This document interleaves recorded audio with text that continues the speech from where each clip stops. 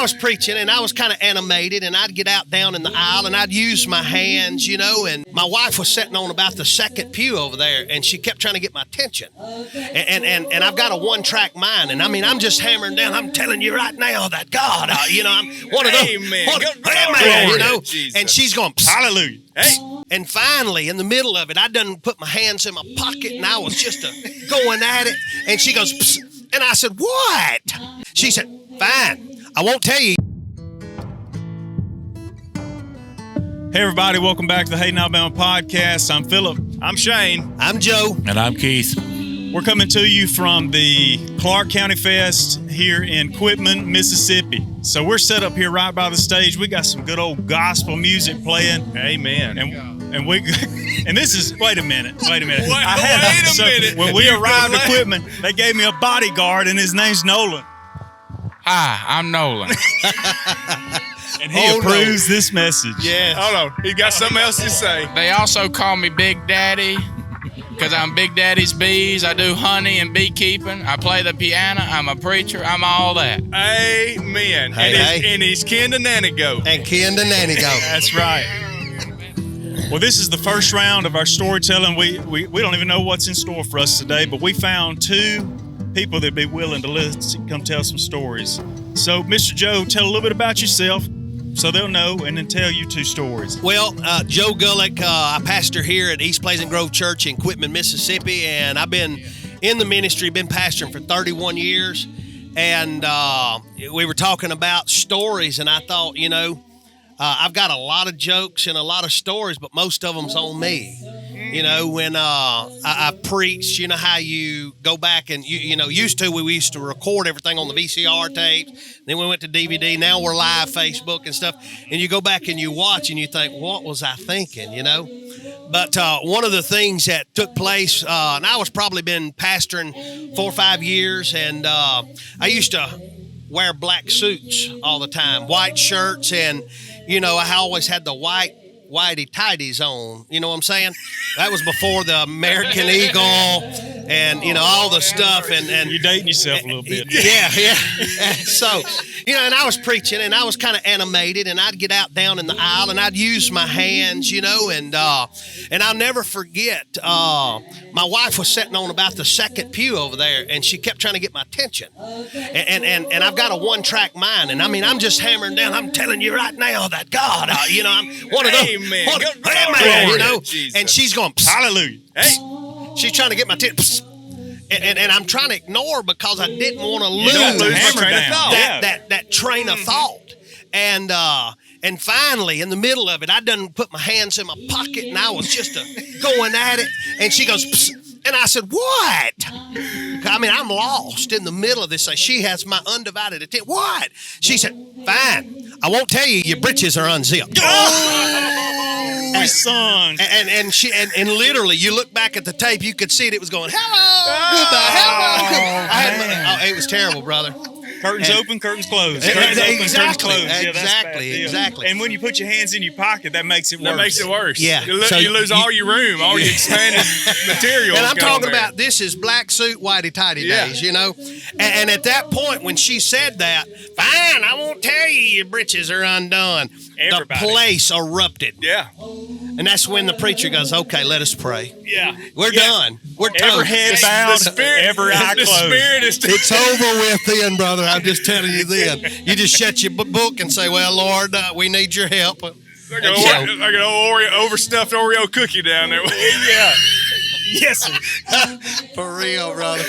And that's just one, and I've got many, but I'll tell you this one real quickly. I was trying to be personal and tell the story about, my life and how God called me. And I was preaching that, if God can speak through Balaam's donkey, well, I mentioned that I was a little animated. And so I'm telling you right now, if God can speak through a donkey, surely to God, he can speak through me. And the place erupted. Because, I come up old school. I come up old school where you read out of the King James Version. Yeah. And it talked about Balaam's.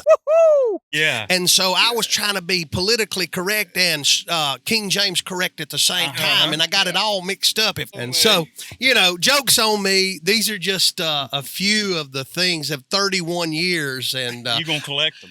I try not to be quite as animated now. Uh-huh. And so, anyway, that's all that, about me. I could tell you story after story, but God's been good to me. I'm just glad to be here today. Amen. It's been wonderful to meet you. I'm glad you sat down.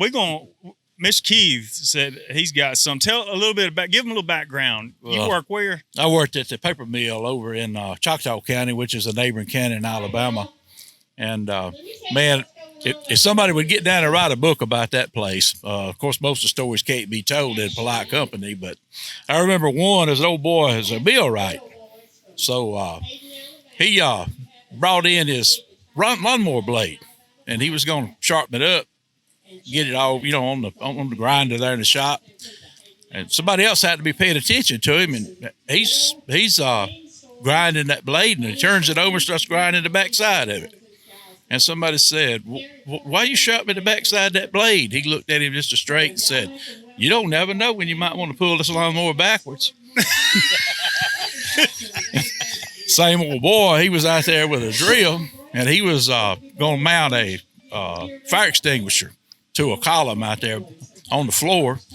And, boy, he's got a drill. He's working. And I was letting out a little creative adjective every now and then. And anyway, like they do at the mill. Oh yeah, that's pretty much mill right there. That's why you can't tell a lot of the stories. But anyway, a couple of operators was over there watching him, and one of them looked at the other and said, "You don't think that he might have that drill in reverse, do you?" And so they walked over there when he went to get another drill bit. They walked over there and picked it up. Sure enough, that drill was in reverse. Well, he come back and put the new bit in it, and one of them walked over and asked him and said, hey, man, he said, if you want me to, I'll see if I can drill that hole for you. But sure enough, well, they picked that drill up, got on his mark, shoot, right through the column they went with, just fell through there. Anyway, put the thing back in reverse as they set it down.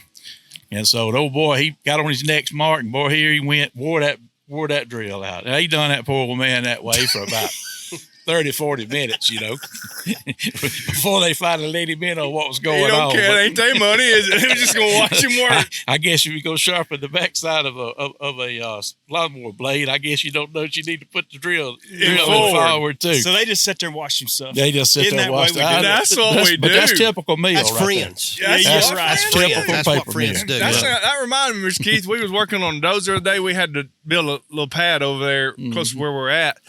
And Daryl Sherrill, he's been on the show before, kind enough, and we were running that dozer. Well, it got to sputter and it finally went out. Well, we thought it was a fuel filter, He said, I ain't changed that fuel filter in a while. He said, I need to change it. I said, that's fine. Well, he ran the Thompson Cat, and he got a fuel filter, but you couldn't get just the filter. You had to buy the whole housing thing all together. That's how Caterpillar does you. $600, $700 later, you're gonna get you a new running dozer. Yeah. So he got back up there, and we got to taking it apart, and the fuel line comes in, and they didn't know if the fuel tank was stopped up, so they filled it slam full of fuel before they left. And so when he unloosened that top line, well, right off the bat, it went to pouring fuel. He said, hey, Shane, hey, come here, man. He said, stick your finger in that line real quick. I said, all right. So I feel like the little Dutch boy, with my finger in the dam, So I'm just standing there, and he's just talking away, and I'm standing there with my finger stuck in the fuel line. Right. And it's 10 minutes because he's working on that fuel filter, and he's getting in that. And I said, Daryl, and he's just working away. And he said, what, buddy? I said, why don't I just turn this valve off? He said, that'd be good. I said, you mean to tell me? And he just went to cackling. I mean, dying You laughing. let you suffer as long as you as want long to. as I wanted to. Just sitting there like a little Dutch boy with my finger. That's I like said, sending the guy, say, hey, man, run out the trailer and grab that board stretcher, and it's on the right side of the trailer out. That, look, we just got through building a building at the church. We did that twice to do two different people, and they literally went out and looked. They fucking, well, I can't find it. I said, okay, that's fine. We'll get it later. We'll get it later. Don't worry about Well, it. you send them back for the sky hook after you get the Right. Yeah. Skyhook. Go get the Yeah, skyhook. Lucy Skyhook.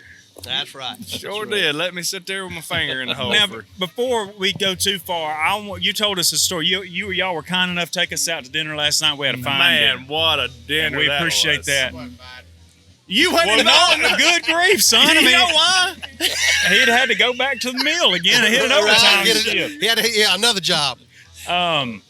You told us a story about driving home late one night from work in an ice storm. Yeah. You tell that story. Yeah, we were out there at the mill, and a ice storm come through, and little rain. It was cold. We don't get that down here either. East Central Mississippi and West Central Alabama don't get a lot of wintry weather, but when we do, it can be a little disaster disco. is what it can be. We're not used to it. So I'm on the way home, and I'm coming across backcountry. These fellows can attest to some of the woods I drove them through last night to get them to that fish camp. But anyway, I was driving along, and I figured, well, I better call my wife, just let her know everything's going all right, So, I'm doing the safe thing, and I've got the phone up to my ear while I'm driving down the road. And I'm telling her, I said, well, I'm on my way home. I said, but, it's a little wet out here, but I hadn't run up on any ice yet. Everything seems to be great. I hadn't got that out of my mouth, and I went around a little dogleg curve in the rear end coming around. Slid me backwards through the ditch, out across power line right away. Luckily, it was there. And the whole time, I'm giving her a play-by-play, still got the phone, because I know if I throw that phone down, she's going to go into full-blown panic. Anyway, I told her, I said, well, it looks like I'm going to hit these trees behind me back here. There's going to be a little wreck coming here. Up ahead, there's some trees. About that time, the front end come on around like that rear end did earlier. And I said, I might be able to get out of this. I got back in the gas out there in that old dirt and mud.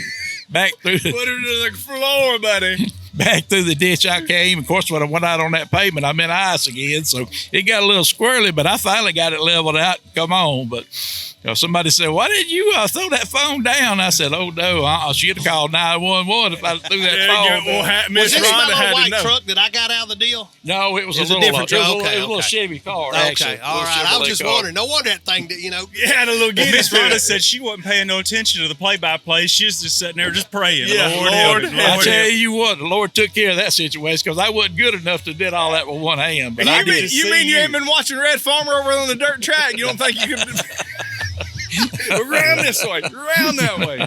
Not even Mallison boys would have taught me how to do Yeah, that. I don't buddy. think. I That's love what it. they call digging like Dale. Well, you got any more, preacher man? I told someone that 50 years of living, this is kind of my highlight.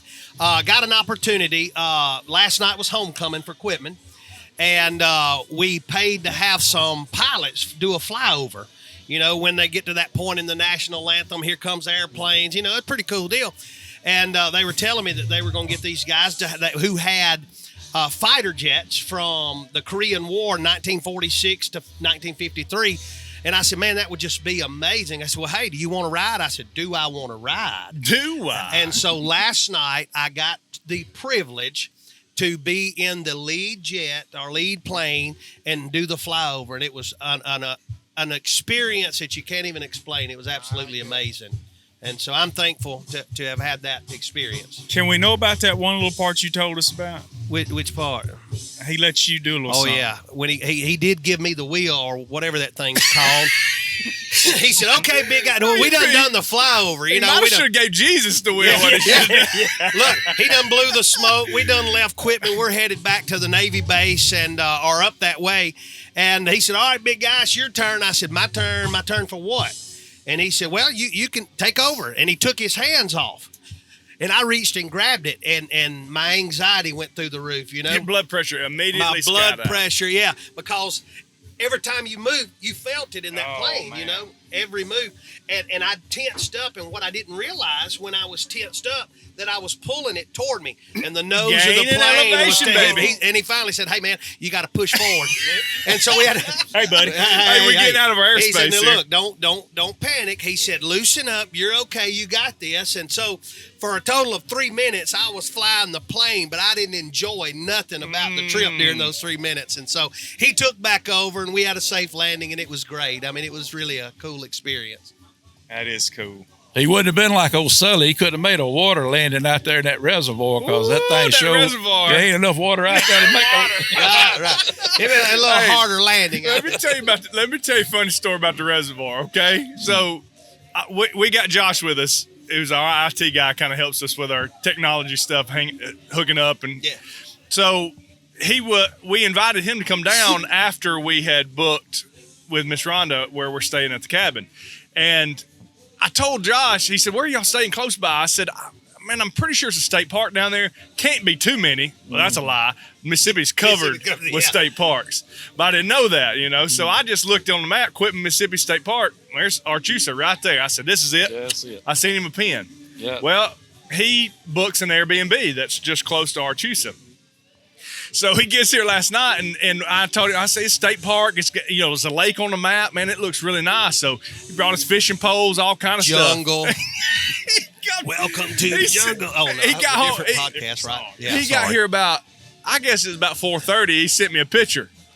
And he said, "The fishing ain't going to be as nice as I thought it would be." I said, I looked at the picture, and there's a boat ramp goes right down into coffee weed patch. Yeah. And Weeds this tall. I mean, head high. Head high. yeah. Every bit of head high. And so one of the signs up there says, "No wake for 50 foot." Josh said, "They ain't no problem with me creating no wake." Ain't nobody got a ticket for that in years.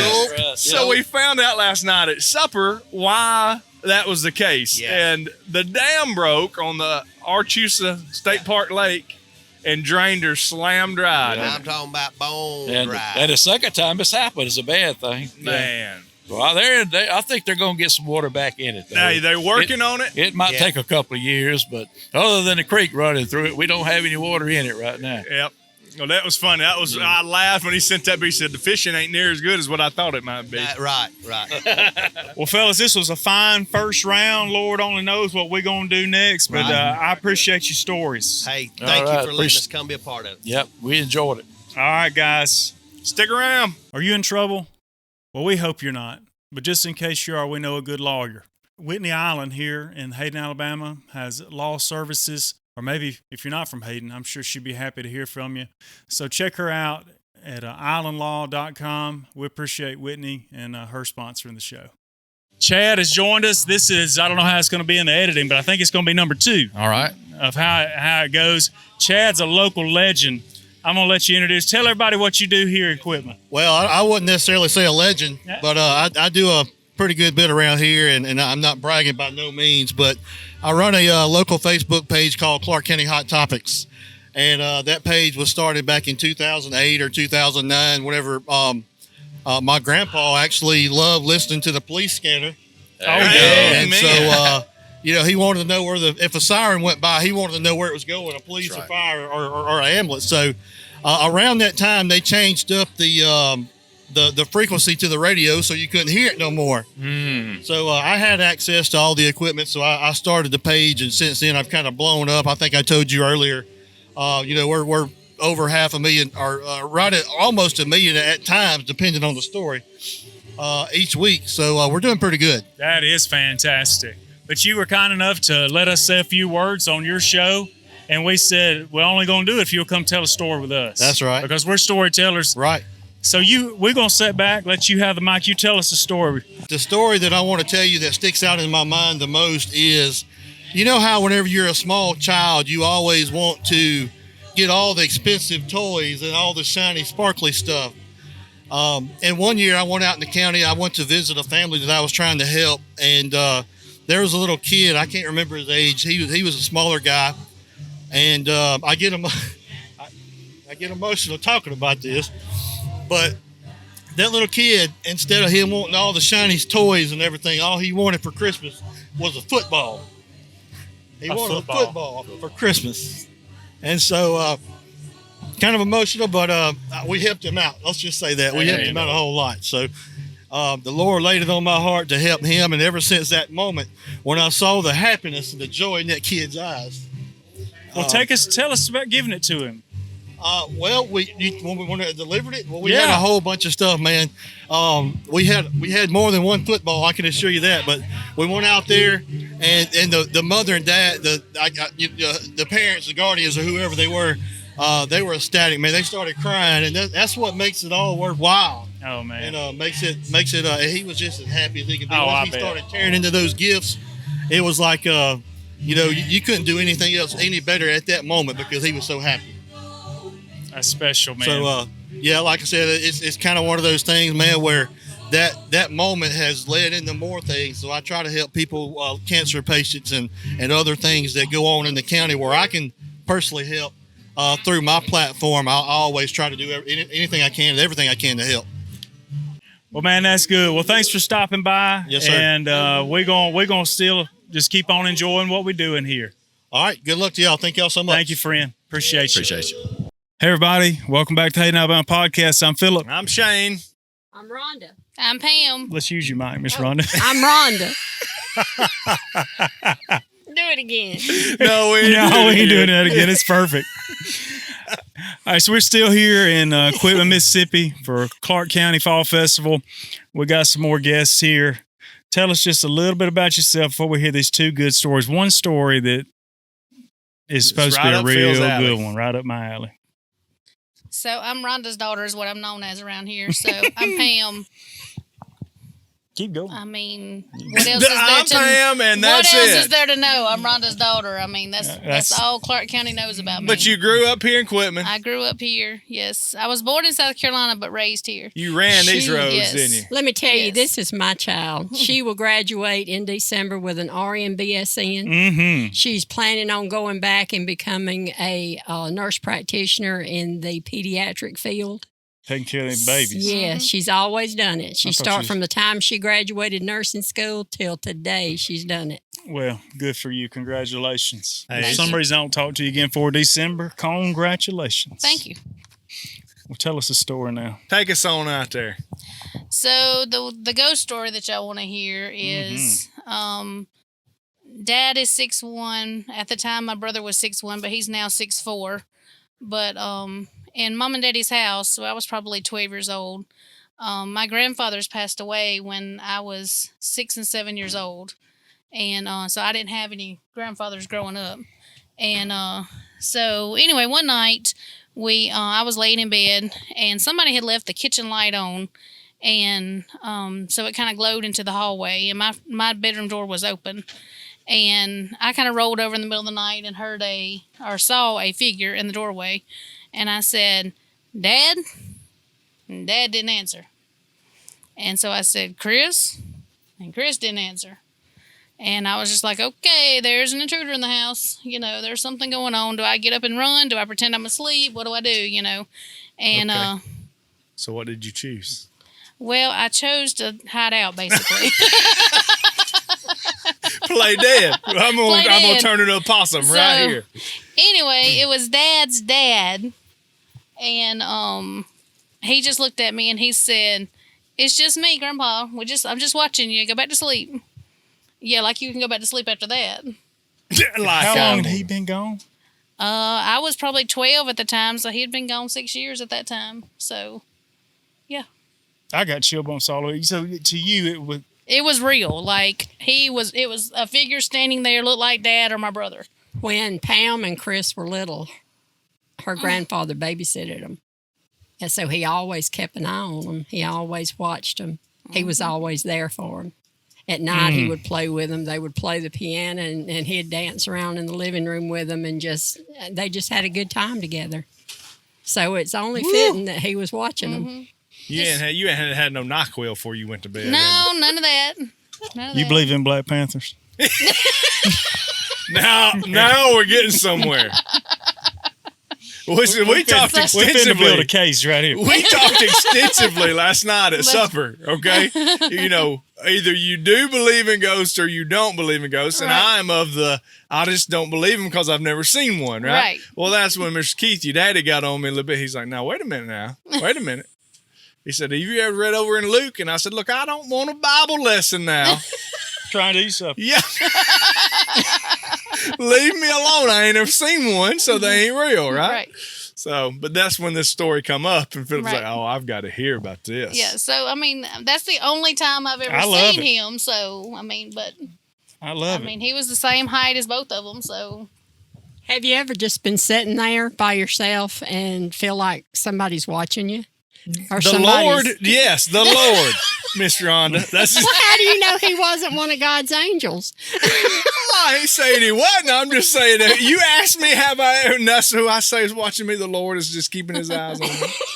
and I will say that's the one and only time I've ever seen him. So Well, I he mean, just you come know. by from there. Well, how You know, about that? I mean, I hadn't been woken up with him tickling my feet or nothing. well, you know, I mean, now then we get a little okay. Now that's too much. Then we're One going to see time's if you're fine. going I into appreciate side you nursing. coming by, and I love you. But don't be tickling my feet. I'm trying to sleep. Well, that's a good one. Now tell us this one that Miss Rhonda just shook her head about when you talked about telling it. So Miss Rhonda didn't know the true story until I was 21. And it happened So, when and you were... I was These are 5 the when it bad- happened. You was 5. I was 5. 16 years of Yes. Secrecy. Yes. untold. So That's the longest she's ever kept her mouth shut. now I will say on Daddy's side of the family, I was the only girl of all the cousins. So I had 2 older cousins, a brother, a big brother, and then 2 younger cousins. They were all boys. I was the only girl. So I was the one that everybody just oohed and awed over. I mean, you know, I was You was it. princess. Right. We had Choctaw princess here earlier. You was Right. Clark County princess. She's Quitman. nothing. You yeah, know? that's right. Yeah, she come over with Quitman.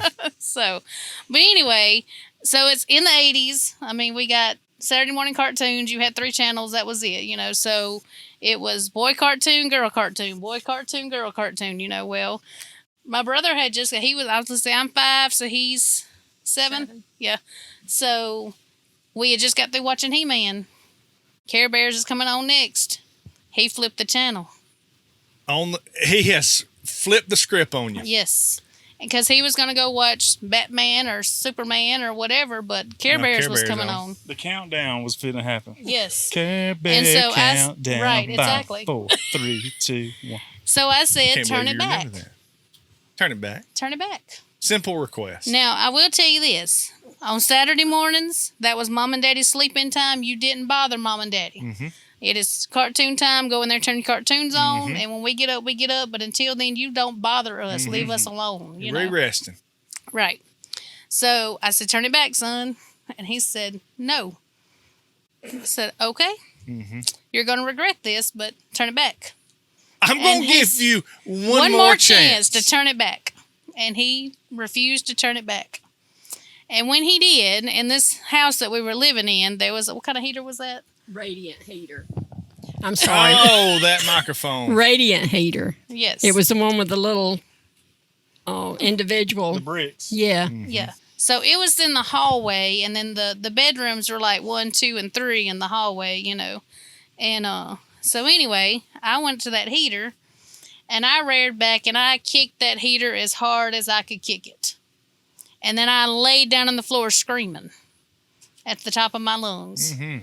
So, of course, that gets Mom and Daddy's attention, and, of course, my brother's attention. So by the time they come out of their bedroom, Chris is standing over me going, what happened? And, You of course, know what happened, big boy. they're asking what happened. And all I said was, he pushed me into the heater. Oh, man. So they jerked him up and did what they needed to do. You got to say stuff like that in the microphone. And when he come back into the living room, I was watching Care Bears. Care Bears is on now. He got a whipping because Oh, I know you tore him up for No, that. his daddy did. Now, the whole time, was he screaming, No, she's... he took it. He took it. He took it for her. He didn't defend himself? No. No. Because he knew there'd be more consequences if he did. You got I an wouldn't evil say- look in your eye right now. I wasn't saved then. That was before she was living right. Hey, man, Jesus. we got those. I have no Jesus then. That right there. You know, this reminds me. Now, my Philip knows my brother well. So one day, this is all resonated. I feel this in my soul as You've been there. I have been here. My daddy had a paddle, and it was painted like a Sugar Daddy candy bar. You ever seen one of them on a stick? The caramel, you know, that it's kind of hard caramel. Pulling your cavities out. You bite on it, this one pull some cavities out for sure on your backside, because that's what it was. It's painted just like a Sugar Daddy paddle. Well, my brother and I were down in the basement. We was having a big time. We was playing. And all's well while everybody's on the same page. But when little brother decides he's not being treated fairly, I want to get my way, right? Well, big brother being big brother, no, hey, we're going to big boy you. You ain't going to get your way.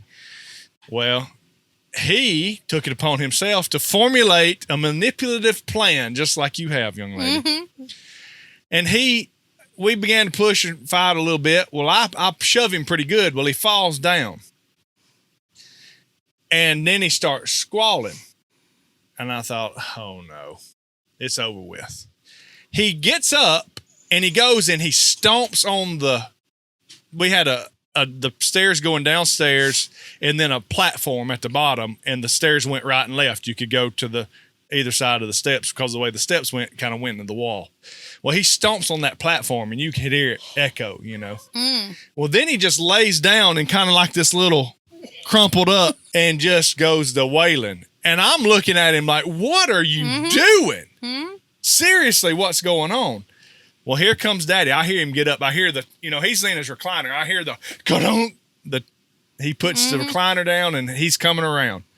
And he opens the stairwell, and of course, who does he see? My poor little old baby brother, just folded up on the floor, paralyzed. And he's hollering, I can't move. I can't move. I said, you moved from there to there.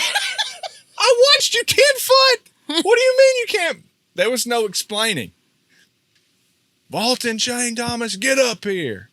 The day the Sugar Daddy paddle was broke was that day on my tail end. I toted that one right there. And as I'm going upstairs, I turn and look at him. He looks like you look right now.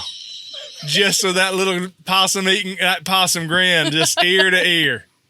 And stop squalling. He gets up. As I'm being drug up the stairs, miraculously healed. That was the day the Sugar Daddy paddle was broke on my tail end. That paddle cured 2 things. Cured lots of stuff, friend. I no longer trust my brother. I don't trust him either. But you know what? Today, her and Chris we're best friends. They're best friends. They have each other's Of course back. you are. He knows if he makes you mad, what's going to happen. There's blackmailing coming down the line. I never thought of that. I thought it was Miss because Rhonda, they were see? close. Now, all you needed was an older brother to get a little bit of counsel. Is all you needed. Now, who spilled the beans? She At did. 21. I did. You told her about I think it. the guilt got me. Jesus. Jesus got you. That's exactly right. Got to know the Lord. She was 21 years old, and we were talking about things that they did when they were younger. And I kept telling whoever we were talking to, that my kids didn't really do anything that bad. And Pam said, Mom, let me tell you. and then a she story. started spilling her guts. This is my confession. Yeah, that's what happened. You know what she got to thinking about? One day I might have kids, and one day I better get this off my chest. Let me go ahead and get this out of here. I'm all comes 21. out. Mama's not going to whip me now. Right. Yeah, we That can was the laugh key. about it now. Yeah. That was Yeah. the key, yeah. That's a good one. Yep. Well, good deal. Well, Miss Rhonda's sitting here. She's awful quiet, but we talked about a little bit about how have we told how we met Miss Rhonda? No, but I think we need to before she tells her story because Yeah. it'll all bring it Kind of together. tie in. It'll all bring it together. I can't remember now. It's irrelevant. But you reached out to me. I think you either sent me an email or you sent me a Facebook message. I did. I sent you a message on the your Podcast the page. podcast page. Yes. And then you told me you told me that you had a story that needed to be told, I believe, if I remember it correctly. Now, this has been several months back. Yes. And I told Shane that day, you may not know this information. We get messages, from time to time, and sometimes I look at them, I'm like, oh, I don't know about this. Yeah, that one don't fit. But when I read your message, I told Shane about it. I said, I'm going to call Miss Rhonda back today. I said, I really think this is probably legit and something good. Yeah. And I was coming home from Birmingham one day when I called you, and you shared The story. with me, and you told me at that. So unfortunately, I've heard this story. I look forward to hearing it again. But you said, you can tell that story, and I said, no, ma'am. I ain't gonna tell. I'm not telling that story. I said, there's only one person that can tell that story, and that's you.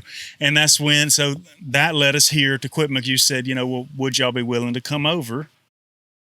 And one thing led to another, and then here we are.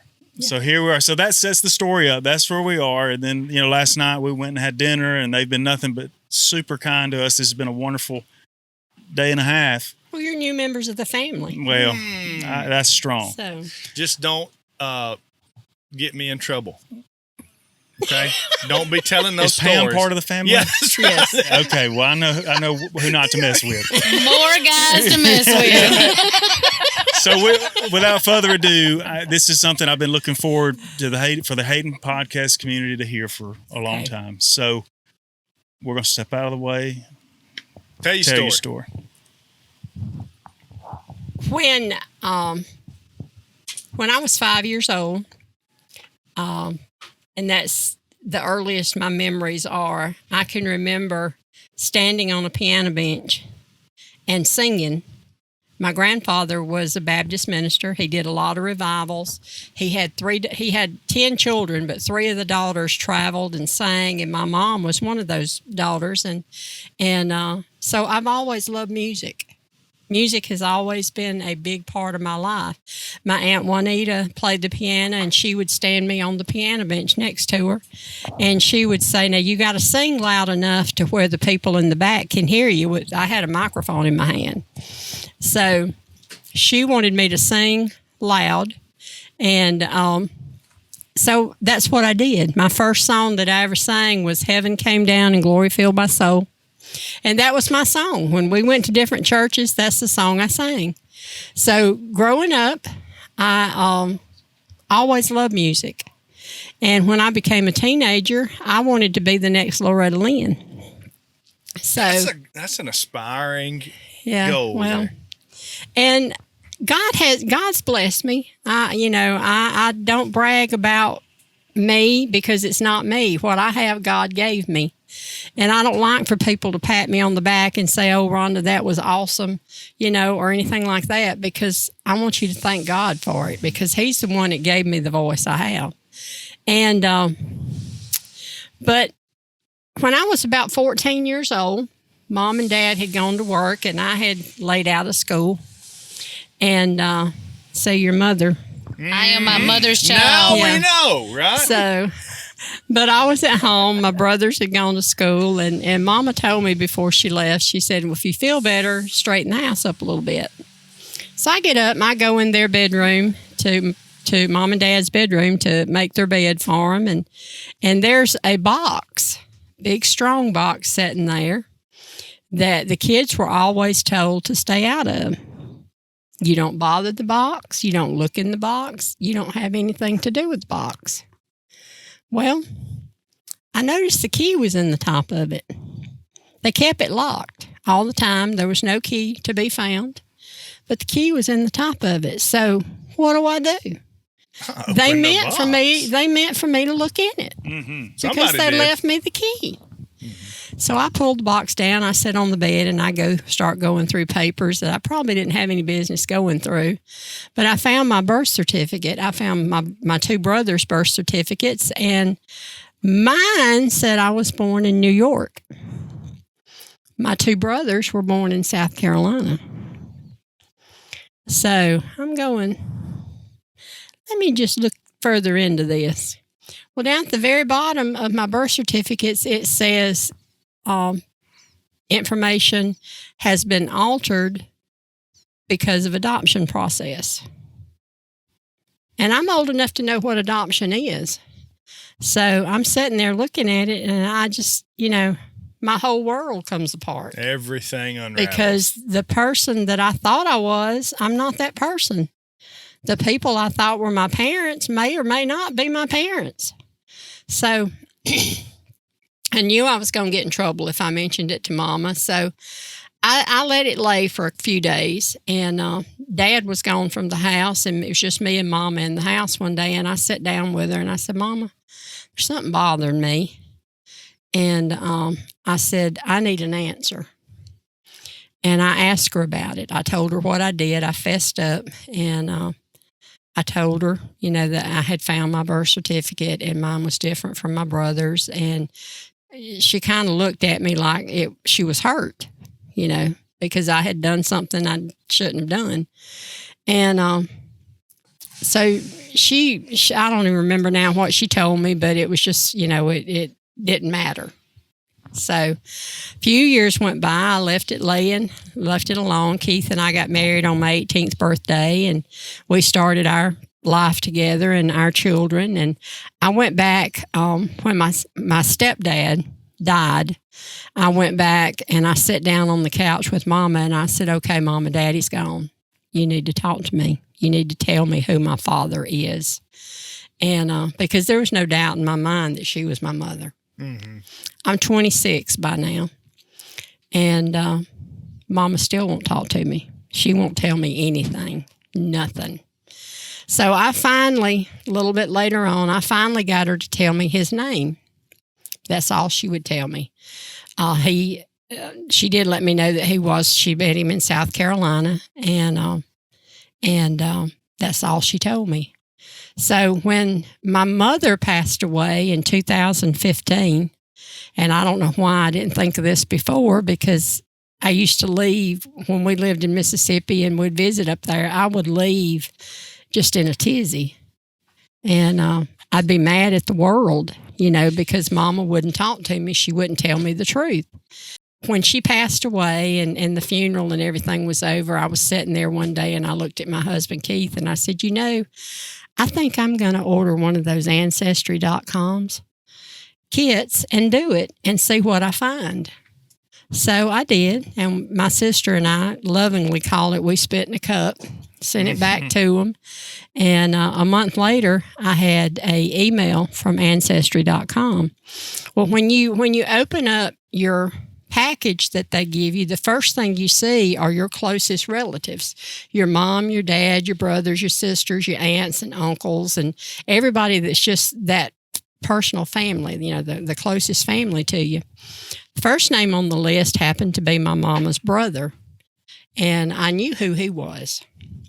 The second name on the list was a name I had never seen before. Her name was Debbie, and I didn't have a clue. And it had stepsister on it, half-sister. You get to that point to where you've got your answer just right there. And it kind of makes you nervous. What am I getting into? Why did Mama not want me to know this? And I'm fixing to open up the Holy Grail and find out what it's all about. So I left it alone for a couple of days, and then I got out my phone and I sent Debbie a text message, and I said, Debbie, I'm Rhonda Kelly. I said, I'm a nurse in Quitman, Mississippi, and I said, I promise I don't want anything but information. I said, according to Ancestry.com, you and I are half-sisters, so that tells me that my dad and your dad are the same person. And I said, I just want to know who he is. I said, my mom's never told me, I've never known. All this time, I've been angry with my mother. I've had an anger inside of me that I just couldn't get rid of. So Debbie sent me her phone number, and when I went home from work that night, I called her. We talked for 3.5 hours that first night. The next week, Keith and I got in his pickup truck, and we went on vacation. And we went up into Amish country, and our trip wound up with us going to see Debbie and her family. They met us in Front Royal, Virginia.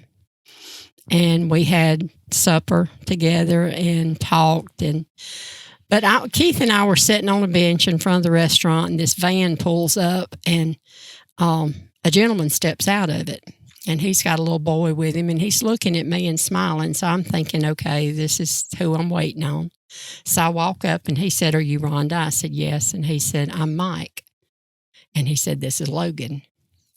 Well, his daughter got out the other side of the van, and she comes up and she hugs me, and she said, "And I'm your niece. I'm Ashley." And I said, "Okay, where's Debbie?" Well, about that time, Debbie gets out of the truck, and she is squalling her eyes out. And she grabs a hold of me, and she just hangs on to me, and we both are just wiping snot. I mean, that's all we can do. So, and it seems like it was 3 days that we stood there just hugging each other and crying. And the guys finally got us to go in the restaurant with them, and we sat down.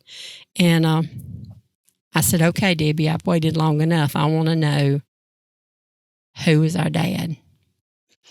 So she said, "Your dad was a country music singer."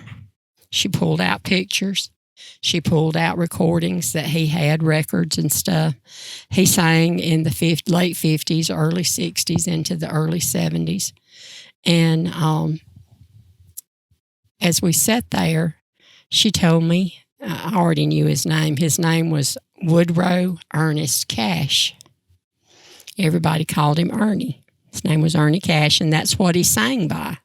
He had his own band. He had his own bus. He traveled and did a lot of military circuits. He never made it big. He never made a lot of money at it, but he loved what he was doing.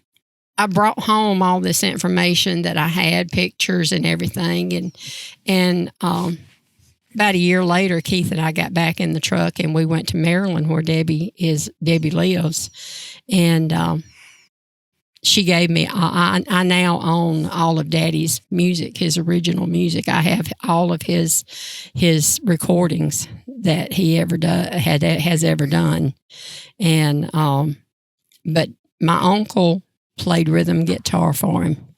That's how my mom met him.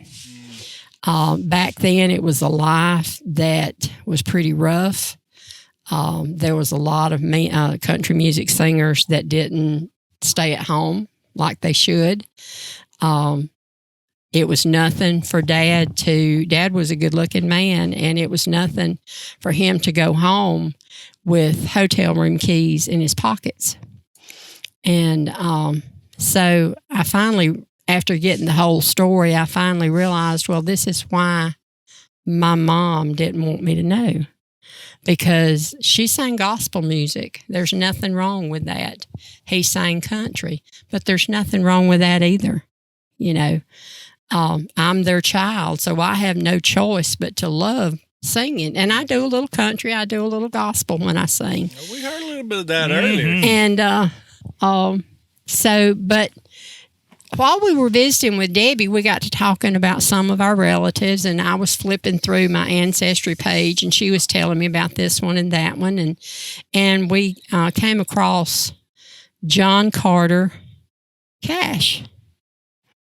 As most of you know, John Carter belongs to Johnny and June Cash, and my grandfather Cash and Johnny's dad were brothers. Oh, man. So Johnny Cash and I are second cousins. Wow. So, and I guess that was another reason she don't want me to know, because I would have been that much more hungry for Nashville. And when I got out of high school, that's where I would have been. Yeah. That's where I would have been, and that wasn't God's will for my life. I'm living God's will for my life. And I wouldn't have done that had I known what was going on. What a story. That's crazy. I just can't imagine. You can hear it in your spirit when you're talking about that longing to know information. And your mom was just she wasn't going to do staunch. it. She took not. it. I was standing there beside her, holding her hand when she went to be with Jesus, and she would not tell me nothing. Wow. That's impressive for her to be. But she had obviously reasoned within herself that the best thing for you was for her not to tell that. But Yeah. thankful that you were able to work this out in another way so that you got some resolve and your mom got to do what she wanted to do. Yeah. Keep it as she. I look at it as redemption. Yeah. You know, since I found out and since I know I don't have that I guess hatred in me anymore. Right.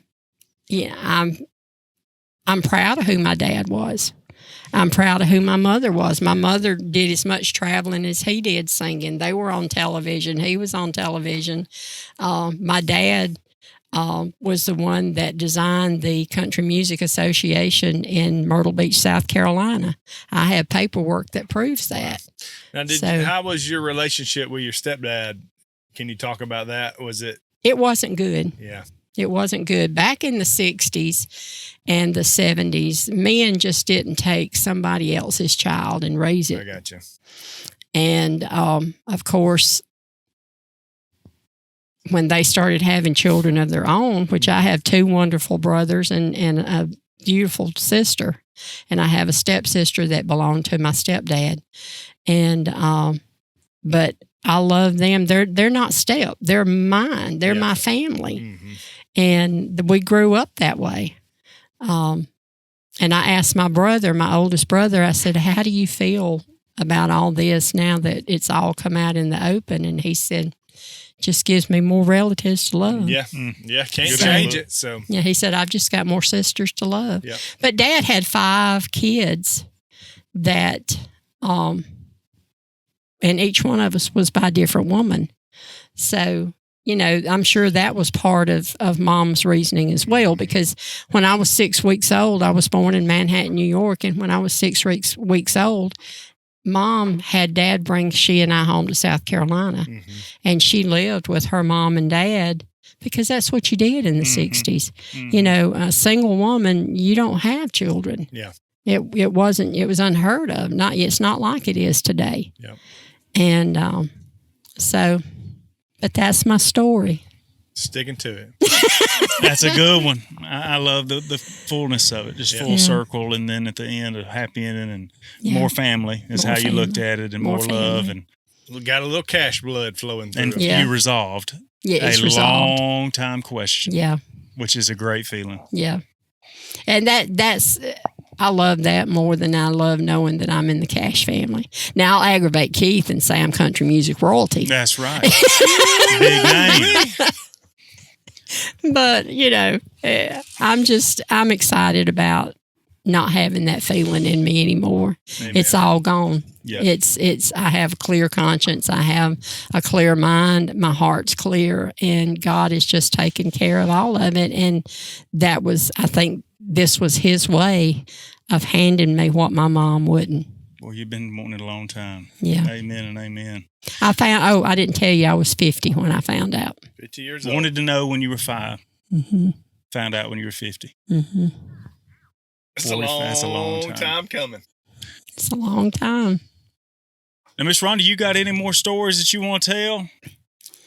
I could tell you some on Pam, but I don't think I will. no. We don't she need be no squirming. more You be about getting Pam. thrown in the heater. You better be You careful. could tell the one lick story if you want to. Oh, yeah. Let me tell this We're one. going to lighten it up a little bit? Yeah. Okay. Yeah, we'll lighten this up just a little bit. Pam and Chris got into some trouble one day. Imagine that. Yeah, imagine that. Seems to be a theme here. And, Pam. and it was probably Pam's fault again. So, but Keith came in from work and I was telling him about it. He worked for 38 years with Georgia Pacific Paper Corporation and he would work long days, sometimes 16-hour days and 8-hour days. And you never knew, he was on the old Southern swing. So he may be on midnight one night, second shift or first shift. And his mood depended on what shift he was on. Mm-hmm. So he came in and I told him what Chris and Pam had done. And he went to him and he sat down with him and he said, okay, he said, your mama says I need to whip you. He said, I'm going to let y'all decide how many licks you want. So Chris, I think he started with Chris, and Chris told him, he said, probably 4 licks, That'll get the point across. That'll get the point across. And of course, Daddy would bring him up off the floor where Mama wouldn't. Mm-hmm. And so Keith had a little pity on him, and he said, I think 3's enough. He said, I think that'll teach you your lesson, and we'll just do 3. So Chris got his 3 licks. He took it like a man, and he went on about his business. Well, little Miss Priss over here, being Daddy's little girl. Mm-hmm. Again, age 5, 6. So he says, Pam, how many licks do you want? And she said, Daddy, I just take 1. Oh, bless it. And Daddy said, you don't want to rethink that? And she said, no, I'm fine with just 1. So he said, are you sure? He said, I'm going to give you one more chance to rethink it. And she said, no. She said, I'll just take 1. So he reared back, and he put her off the floor. He lit her up. Levitation. My 1 was his 3. Cumulatively in 1. You get the combo lick. Yeah. So she learned that 1 is not good. That's not the number. 10,000 is my number now. I'll take 10,000, Daddy. Oh, bless your heart, little one. I love you guys, but y'all have messed up my life royally. Yeah, what did we do? Yeah, you put my husband on YouTube. On the national You're television. gonna put me in the movie. Yeah. Make him famous, buddy. Yeah. Make a big star out of Keith. Yeah, his head is going to be so big, it's not going to fit in the house. Well, we'll let you work on he's the best driver in Quitman, Mississippi. Already we know he's it. not. Hey, boy, he Spinning it around. on the side of that road. He don't drive any better in Gatlinburg, Tennessee either. Hey, one night I heard he had you so nervous you was shaking that chewing gum handling it to him. And had a nervous breakdown That right wasn't there. the first time. That was in Atlanta, Georgia, and there was snow and ice on the Snow road. and ice on the road, baby. But we know how he does in ice. You wouldn't believe we've been married 46 years. Well, thank the Lord for that. I have had some, honey, they are memories. Well, I tell you, you have allowed us to have a new memory that we'll always cherish. Yep. And that's all because of you. You get the credit and glory for it. We appreciate it. Well, we loved having y'all. Y'all, like I say, y'all are just new members of our family. Well, this has been an amazing trip, and on behalf of myself and my family, we appreciate you. Yep, both thank of you for what you've done. And this was a great time, but that's all we're going to do. Hey, this is what I do want to say. If you're ever around Clark County, Mississippi, you got to come on by and see some of the. They got some beautiful parks here. Clark County's beautiful. Yeah. And we stayed at the Clark Clarko State Park. Beautiful State state Park. park. Man, it it's is. nice. And when this Archusa gets the water back, I believe it'll be pretty too. Oh, But it is it's on its absolutely way. gorgeous with water. Yep. Yeah, it'll be back in a couple of years. Yep. So y'all come on down, visit Clark County, and they'll treat you like family. We can attest to that. Well, the Hayden Alabama podcast from Quitman, Mississippi. I'm Philip. I'm Shane. I'm Rhonda. And I'm Pam. We'll see you next time.